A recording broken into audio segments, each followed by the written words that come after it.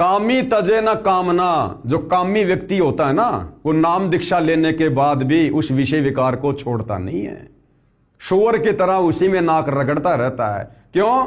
क्योंकि उसको भक्ति से ज्यादा उस विषय वासना में आनंद आता है। तो जो कामी व्यक्ति होता है वो काल का पक्का गुलाम होता है, भले वो सतगुरु से नाम दीक्षा क्यों ना ले लेता है। एक भगत ने कहा कि गुरुदेव, मैंने आपसे नाम ले रखा है, बहुत वर्ष हो गए भक्ति करते हुए, लेकिन गुरुदेव मैं निश्चल नहीं हो पा रहा, मेरे काम नहीं बन रहे, और मैं आपको बहुत मानता हूं मैं आपको। तो गुरुदेव ने कहा कि बेटा, तू मुझे तो बहुत मानता है, लेकिन तू मेरी बात एक भी नहीं मानता। तो सतगुरु को मानने से बात नहीं बनेगी। चाहे सतगुरु रामपाल जी की गोद में जाके बैठ जाना सतलोक आश्रम धनाना में, सार नाम क्या, चाहे सार शब्द ले लेना। सतगुरु की बात मानने से, सतगुरु के सत्संगों पर अमल करने से, सतगुरु की वाणियों पर अपने जीवन को ढालने से बात बनेगी, मोक्ष मिलेगा। सतगुरु के पास दिन में 20 बार जाकर दंडवत करके आशीर्वाद लेने से बात नहीं बनेगी। जो विधि सतगुरु ने बता दी है काल के जाल को काटने की, इन विषय विकारों से दूर होने की, मोक्ष प्राप्ति की, उस विधि से बात बनेगी। जिस प्रकार रोगी व्यक्ति को डॉक्टर गोली दवा दे देता है और साथ में कुछ परहेज बता देता है, अब भैया वो गोली दवा खाओगे, परहेज निभाओगे तो रोग कटवाओगे, बाकी चाहे डॉक्टर के घर पर उसकी गोद में जाके बैठ जाओ, रोग नहीं कटेगा। तो जो व्यक्ति सतगुरु से नाम उपदेश लेने के बाद भी काम, क्रोध, लोभ, मोह, अहंकार यानी विषय वासनाओं से दूर नहीं होता है, ना हृदय हरिहेत, उसके हृदय में परमेश्वर के प्रति वो प्रेम कभी उमड़ ही नहीं सकता। जो प्रेम परमात्मा चाहते हैं कि भगत का मेरे प्रति, अपने सतगुरु के प्रति उमड़े, वो प्रेम कभी उमड़ ही नहीं सकता। वो केवल जुबान से परमात्मा परमात्मा कहेगा। जैसे परमेश्वर की वाणी है कि जो कामी होता है ना, कामी भगत, कामी केला वृक्ष है, अंदर से थोता, और सतगुरु कहत है ज्यों पिंजरे का तोता। जो कामी भगत होता है वो केले के पेड़ की तरह होता है, केले के पेड़ की तरह। केले के पेड़ का जो तना होता है वो थोता होता है, उस पर परत चढ़ी होती है, उसमें कोई मजबूती नहीं होती है। जैसे नीम का और बरगद का पेड़ होता है, वैसे केले का पेड़ नहीं होता। तो इसी प्रकार जो भगत भक्ति मार्ग पर भक्ति करते करते भी विषय वासनाओं में धसा हुआ है, काम वासनाओं का जो गुलाम है, सेक्स क्रिया में लगा हुआ है, वो केले के पेड़ की तरह है, केले के पेड़ की तरह। काल एक करद मारेगा, पूरा का पूरा तना धड़ से अलग है। तो कहते हैं जो कामी भगत होता है वो अंदर से भक्ति से खाली होता है। भले वो कितनी भक्ति करे, कितना मंत्र करे, कितना सुमरण करे, लेकिन केले के वृक्ष की तरह वो अंदर से थोता होता है, उसमें भक्ति धन जमा नहीं होता है। तो कहते हैं कामी केला वृक्ष है, अंदर से थोता। बाहर से भले वो भगत दिखाई दे, अंदर से बिल्कुल काल का गुलाम है वो। और सतगुरु कहत है जो पिंजरे का तोता, और बाहर से अपने गुरुजी को मेरे गुरुजी परमात्मा, मेरे गुरुजी कबीर साहिब, फलाना दिखना, वो तो उस पिंजरे की, उस तोते की तरह रटी रटाई बात बोल रहा, रटी रटाई बात, उसके हृदय में ये बातें नहीं है। तो कहते हैं कामी तजे ना कामना। जो काल का गुलाम भगत होता है ना, वो कभी भी काम वासना को नहीं त्याग सकता। सतगुरु की शरण में आने के बाद भी ये पहचान होती है। और ना हृदय हरिहेत, उसके हृदय में सतगुरु के प्रति वो प्रेम नहीं होता, हो ही नहीं सकता। क्योंकि जिसके हृदय में काल बैठा हुआ है, जब तक भगत काम वासना में रत है, संभोग क्रिया में रत है, उसके हृदय में सतगुरु बैठ ही नहीं सकता। क्योंकि उसके हृदय में तो वो गंदी जगह है, गंदगी। अरे कुत्ता भी अगर कहीं बैठता है ना, तो पूंछ से साफ करके बैठता है। सतगुरु तुम्हारे हृदय में कैसे बैठ जाएगा? अभी तो तुम्हारे हृदय में, मन में काल समाया हुआ है। जहां काम है वहां नाम नहीं हो सकता। जहां काम अपना काम करेगा वह सतगुरु का नाम काम नहीं कर सकता। दोनों चीज एक जगह नहीं हो सकती भाई, नहीं हो सकती बिल्कुल भी। आग और पानी की दोस्ती नहीं हो सकती है। तो काम वासना वाले भगत के निकट सतगुरु नहीं होता है, तो उसके हृदय में गुरु के प्रति वो प्रेम नहीं हो सकता। जिस प्रेम के चलते गुरु उस पर मेहर बख्शेगा, उसको ग्रेस मार्ग देगा, उसकी भक्ति को जमा करेगा, तो कामी भगत कभी भी अपने गुरु जी के प्रति अपने हृदय में वो प्रेम नहीं उपजा सकता जिस प्रेम की आवश्यकता होती है। जमपुर निश्चय जाएगा, फिर उस भगत के साथ क्या होगा? जमपुर निश्चय जाएगा। आप देख लो शतलोक आश्रमों से जुड़ी संगत की किस प्रकार दुर्गति से मौत हो रही है। भाइयों और बहनों, मुझे एक भी भगत ऐसा बता दो जो सहज मौत मर रहा हो। सब के सब अकाल मौत मर रहे हैं, क्योंकि ज्यादातर भगत काम वासना के गुलाम हैं। अगर काम वासना के गुलाम नहीं है, किसी मजबूरी वश, तो अन्य प्रकार की मर्यादा तोड़ रखी है, जिस कारण से हर भगत की कोऑर्डिनेटरों तक की कैसे दुर्गति से कुत्ते वाली मौत हो रही है जो शतलोक आश्रमों से जुड़े हैं। क्यों? क्योंकि भगत समाज अपने गुरु की वाणियों पर चल ही नहीं रहा है। तो ऐसा भगत जमपुर निश्चय जाएगा, काल के लोक में निश्चय जाएगा, सारे कुटुंब समेत। अब जब वो घर का मुखिया भगत ही काम वासनाओं का पुजारी बना हुआ है, काल का दास बना हुआ है, सतगुरु से उपदेश लेकर विषय वासनाओं से दूर नहीं है, तो बताओ फिर उसके परिवार के बच्चे कैसे सुधरेंगे? अरे फिर उसका परिवार कैसे सही रास्ते पे चलेगा जब वो खुद ही अभी सूअर की तरह गंदगी में नाक रगड़ रहा है? तो जो दुर्गति उसकी हुई है, आगे चल के वही दुर्गति उसके परिवार की होगी। यानी सारा का सारा परिवार कहां जाएगा? यमपुर, नरक के लोग। आगे परमेश्वर क्या कह रहे हैं? ये आदरणीय गरीबदास जी की वाणी है। कामी का गुरु कामनी, जैसे मीठी खांड, और जोगनी जमपुर ले गई, मारे बड़वे बांड। भाई और बहनों, ये लास्ट का समय चल रहा है, लास्ट का समय। इसलिए सतगुरु रामपाल जी दास का रिमोट ऑन करके ये खरी खरी बातें बुलवा रहा है। खरी खरी बातें सीधा सीने में चोट करेंगी। जो समझ जाएगा, थोड़ा सा बुद्धि विवेक का इस्तेमाल करेगा, अपने जीवन की दिशा को सुधार लेगा, अन्यथा अगले जन्म में सूअर बन के यहीं पर नाक रगड़ेगा, यहीं जो आज इस काम वासना से दूर नहीं होगा। भक्ति करते करते कुत्ता बना के छोड़ देगा सतगुरु, अगले जन्म में रोड पर खड़ा होकर दुनिया के सामने अपनी इच्छा पूरी करेगा। फिर काम वासना वाली क्या कह रहे हैं परमात्मा? ये सूक्ष्म वेद की वाणी है, ये पवनदास के बाप या उसके दादा ने नहीं लिखी है। कोई सोचे कि पवनदास तो ऐसे भोंक रहा है। पांचवा वेद सूक्ष्म वेद, आदरणीय गरीबदास जी की वाणी। गरीब कामी का गुरु कामनी, जो भगत सतगुरु रामपाल जी से उपदेश लेकर काम वासना में लगा हुआ है, सेक्स क्रिया में फंसा हुआ है, उसका गुरु सतगुरु रामपाल जी नहीं है, उसका गुरु उसकी वो पत्नी है। उसका गुरु उसकी पत्नी है, उसका गुरु सतगुरु रामपाल जी नहीं है। वाणी क्या कह रही है? कामी का गुरु कामनी, जैसे मीठी खांड। अरे उसको आनंद कहां आ रहा है? उसको सबसे ज्यादा आनंद किस चीज में आ रहा है? सतगुरु की भक्ति में या अपनी स्त्री के साथ में काम वासना में?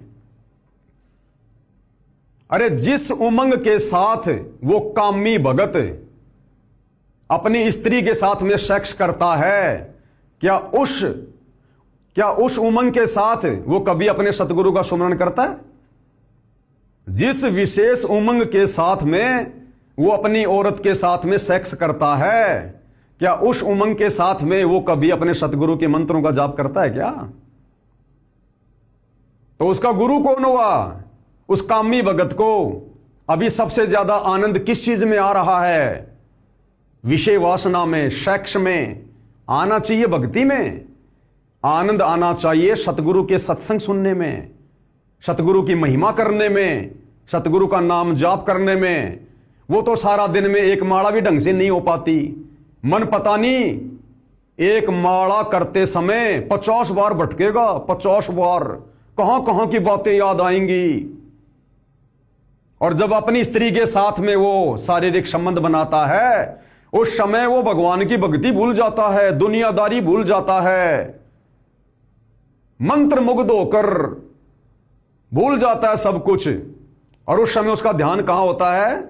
विषय वासनाओं पर।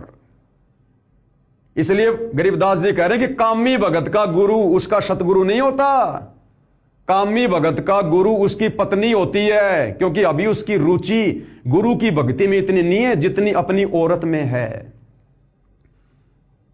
अरे जितना ध्यान मगन होकर वो अपनी पत्नी के साथ में शारीरिक संबंध बनाता है, क्या उतना ध्यान मगन होकर वो भगत का भी सत्संग सुनता है?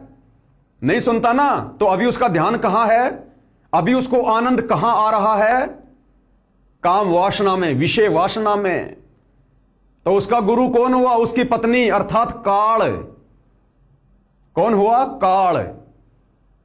तो भले आप अपने पूज्य गुरुदेव को, सतगुरु रामपाल जी को गुरु गुरु कहो, और यदि अभी भी आप विषय वासनाओं में हैं, सेक्स क्रिया में हैं, तो आपका असली गुरु आपकी वो पत्नी है, आपका सतगुरु रामपाल जी नहीं है, क्योंकि अभी आप काल के गुलाम हो। अरे कॉमन सेंस की बात है।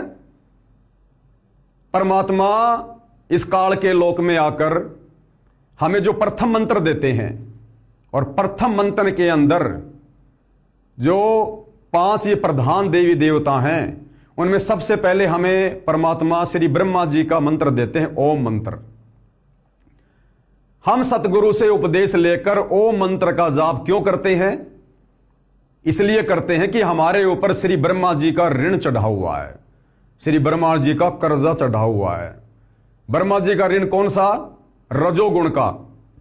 क्योंकि ब्रह्मा जी के रजोगुण से प्रेरित होकर ना जाने हमने अपना कितना वीर्य नष्ट किया है, अपनी शक्ति हमने बर्बाद की है। कितनी बार हमने शादी करके, शारीरिक संबंध बना के, ब्रह्मा जी के रजोगुण के प्रभाव से हमने पता नहीं सतलोक से यहां आने के बाद में अरबों खरबों संतान उत्पन्न कर दी होंगी, मनुष्य जन्म प्राप्त करके। तो ब्रह्मा जी का रजोगुण का ऋण हमारे ऊपर चढ़ा हुआ है, और जब तक ब्रह्मा जी का रजोगुण का ऋण हम ओम मंत्र का जाप करके चूकता नहीं कर देंगे, तब तक वो हमें नो ड्यू सर्टिफिकेट नहीं देगा। अब हम क्या कर रहे हैं? एक तरफ तो सतगुरु से उपदेश लेकर ब्रह्मा जी का ओम नाम का जाप कर रहे हैं, ताकि ब्रह्मा जी का रजोगुण वाला ऋण हम उतार दें, और दूसरी तरफ रोजाना उसी ब्रह्मा जी के रजोगुण से प्रेरित होकर उधार पे उधार ले रहे हैं, और ज्यादा ऋण ले रहे हैं। अरे समझदार व्यक्ति ने अगर ऋण उतारना है जिस व्यक्ति का, उससे वो आगे और ऋण नहीं लेता। इसी प्रकार जिस भगत ने ब्रह्मा जी के रजोगुण का ऋण प्रथम नाम की भक्ति करके, ओम नाम का जाप करके वास्तव में यदि उसने वो ऋण को जो है वो चूकता करना है, तो आगे से वो ब्रह्मा जी के रजोगुण से प्रेरित होकर वो विषय वासनाओं के चक्कर में नहीं पड़ेगा, शारीरिक संबंध नहीं बनाएगा, अपनी बीज शक्ति को नष्ट नहीं करेगा, अपने वीर्य को नष्ट नहीं करेगा। तो अभी तक तो उन तमाम भक्तों को आत्मज्ञान भी नहीं है जो भगत भाई बहन सतगुरु रामपाल जी से नाम उपदेश लेकर और अभी भी पति और पत्नी संबंध में हैं, शारीरिक संबंधों में हैं, सेक्स क्रिया में रत हैं। अभी उनको आत्मज्ञान भी नहीं है, अभी तो उनका प्रथम नाम की कमाई भी पूरी नहीं है, भले वो सार नाम और सार शब्द लेकर अपने आप को जीवित ही मुक्ता मान रहे हो। और दूसरी बात, आत्मज्ञान क्यों नहीं है? आत्मज्ञान इसलिए नहीं है, पहले तो हमें पता नहीं था सृष्टि रचना का कि हम कौन है, कहां से आए हैं। हम यहां पर आपस में भाई बहन के रिश्तों में, माता पिता के रिश्तों में, पति और पत्नी के रिश्तों में क्यों बंधे हुए हैं? हमें आत्मज्ञान नहीं था। अब सतगुरु रामपाल जी ने आकर आत्मज्ञान करवा दिया कि तुम सारे मेरे बच्चे हो, मेरे बच्चे, तुम सारे सतलोक से आए हो, और इस काल ने तुम्हें आपस में पति और पत्नी के संबंधों में बांधकर तुम्हारा सत्यानाश करवाना चाहा है। तुम्हें एक दूसरे का ऋणी बनाता रहता है। एक लेवा एक देवा दूतम, कोई किसी का पिता नी पुतम।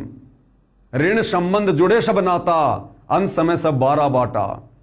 तो हमने तो इन ऋण संबंधों को हल्का करना है, नष्ट करना है हमने इन ऋण संबंधों को। और हम क्या कर रहे हैं? अब हमें सृष्टि रचना से हकीकत का पता चल गया कि हम सभी हंस आत्माएं थी, और सतलोक में कोई लड़का नहीं, कोई लड़की नहीं, किसी को पुरुष इंद्रिय नहीं, किसी को स्त्री इंद्रिय नहीं। और इस काल ने यहां पर हम सबको स्त्री इंद्री लगा के, पुरुष इंद्री लगा के और एक दूसरे के साथ में पति और पत्नी के रिश्तों में क्यों जोड़ दिया? क्योंकि उसको श्राप लगा हुआ है 1,00,000 मानव शरीरधारी आत्माओं के सूक्ष्म शरीर से निकली वासना खाने का। तो काल तो भैया हमें जबरदस्ती ब्रह्मा जी के माध्यम से रजोगुण से प्रेरित करके अपनी खुराक तैयार करवाएगा। तो काल ने हमारे को पति पत्नी के संबंधों में अपने भोजन के लिए बांध रखा है।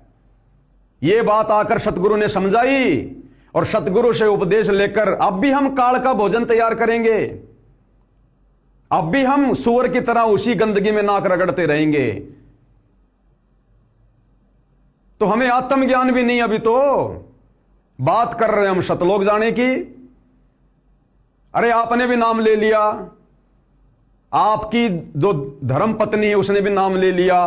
किससे नाम लिया? सतगुरु रामपाल जी से। आप क्या हो गए? सतगुरु रामपाल जी के वचन के बेटे। और आपकी पत्नी क्या हो गई? सतगुरु रामपाल जी की वचन की बेटी। तो सतगुरु रामपाल जी का वचन का बेटा और वचन की बेटी, उनके आपस में क्या संबंध हुए? भाई बहन के। और सतगुरु रामपाल जी से उपदेश लेकर उनको अपना बाप कहकर और आपस में भाई और बहन बनकर सतगुरु के वचन के, और उसके बाद भी भाई बहन होकर अभी भी तुम काम वासना में लगे हुए हो। वो ही गलती कर रहे हो जो गलती एक काल ने सतलोक में करने की सोची थी। उसने तो केवल सोची थी, इसलिए सतलोक से निष्कासित कर दिया गया। तुम तो युगों युगों से कर रहे हो और आज भी कर रहे हो। और अगर इसी प्रकार से करते रहोगे तो सतलोक कैसे जाओगे? तो भैया जो भगत सतगुरु से उपदेश लेकर अभी भी पति पत्नी वाले शारीरिक संबंधों में हैं, उनको तो आत्मज्ञान भी नहीं है। वो कहां सतलोक जाने का ठेका ले रहे हैं। इसलिए आदरणीय गरीबदास जी कह रहे हैं कि कामी का गुरु कामनी, क्योंकि कामी भगत को तो विशेष आनंद विशेष रस अपनी पत्नी के शरीर से मिल रहा है। वो तो काल की खुराक तैयार कर रहे हैं। जैसे मीठी खांड, उसकी औरत उसको कैसी लगती है? जैसे मीठी खांड होती है। चीनी कितनी मीठी होती है, कितना आनंद आता है। तो कामी भगत को तो अपने सतगुरु से ज्यादा अपनी औरत मीठी खांड लग रही है। वो कामी भगत उतना ध्यान मगन होकर कभी सतगुरु का सत्संग नहीं सुनता जितना ध्यान मगन होकर अपनी औरत के साथ में शारीरिक संबंध बनाता है। उस कामी भगत को आज तक कभी इतना आनंद मंत्र जाप करने में नहीं आया जितना अपनी औरत के साथ में वो काम क्रिया करने में आता है। वो जितना उमंग में भरकर विषय वासनाओं में रोजाना वो गंदा खेल खेलता है ना, उतनी उमंग में भरकर वो कभी अपने गुरु की भक्ति नहीं कर रहा। तो फिर उसका असली गुरु कौन हुआ? उसकी स्त्री, उसकी पत्नी। सतगुरु रामपाल जी उसके गुरु नहीं। सतगुरु रामपाल जी तो आपके गुरु उस वक्त कहलाएंगे जब आप इस गंदे और घटिया कुकर्म से संकल्प लेकर अपने आप को मुक्त कर लेंगे, दरवाजा ही बंद कर देंगे। उस दिन देखना आपको सतगुरु की भक्ति में फिर कैसा आनंद आएगा। जैसे हम सत्सेवक भाई बहनों को आ रहा है, तब आपके अंदर भक्ति धन जमा होना शुरू होगा जब आप अपना पेंचर बंद कर लेंगे। उसके बाद आप में इतनी दृढ़ता आएगी, इतनी हिम्मत आएगी। जो पिछले 11 साल से ये पवन दास और मेरे सत्सेवक भाई बहन दिन रात आप भगत भाई बहनों को समझा रहे हैं, अपनी भक्ति भी कर रहे हैं, उसके बाद हिम्मत आएगी भगत में। तुम सारे के सारे पंचर हो, सारे के सारे पंचर। इस आर जेल से विशेष संदेश में गुरुदेव ने बोल रखा है कि सारे पंचर लगा लो, सारे पंचर। इसका मतलब सब फूटे पड़े हैं, सब काल के गुलाम हैं, सब काल प्रेरित हैं। 120 साल आपके बाप, आपके पिता एक झोपड़ी में रहे, गर्मी सर्दी बारिश हो रही, हमारे लिए पड़े रहे, क्योंकि वो आते हमारे को सद्बुद्धि देने के लिए, पर हमारे ऊपर काल का प्रभाव जबरदस्त है। उस काल के प्रेशर को इस आत्मा के ज्ञानता को हटाने के लिए ये सत्संग माध्यम है। भक्ति खूब कर ली, मर्यादा भंग होती रही तो खाक भक्ति साथ पंचर हो रहा है, हवा भरे जाओ उधर से फुर होती रहेगी। पहले मर्यादित हो जाओ, पंचर ला लो सारे, और फिर अपनी थोड़ी हवा आराम से भरो और देखना सारा काम ठीक हो जाएगा। बच्चों, आखिर तुझको कौन कहेगा गुरु बिना तो ज्ञान।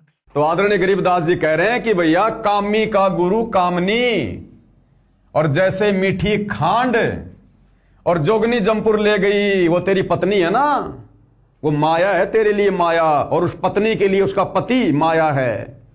वो जोगनी तुझे जमपुर ले जाएगी, अंत में तुझे काल के लोक में ले जाके बैठेगी तेरे इन कुकर्मों के चलते। मारे बड़वे भांड बड़वे की संज्ञा दी है, बड़वे और भांड की, उस भगत को जो तत्वदर्शी संत से उपदेश लेकर भी विषय वासनाओं में लगा हुआ है। वो तो बड़वा भांड है, बड़वा भांड। कहां अपने आप को दास कह रहा है, कहां अपने आप को भगत कह रहा है। अब तो भक्ति का उसमें एक जो है मतलब किरका भी नहीं है, किरका भी भले अपने आप को कितना बड़ा सेवादार कह रहा हो। ये परमेश्वर की अमरवाणियां हैं। ये ग्रंथ आदरणीय गरीबदास जी ने इस कलयुग की बिचली पीढ़ी वाले भक्तों के लिए लिखा है, भक्तों के लिए।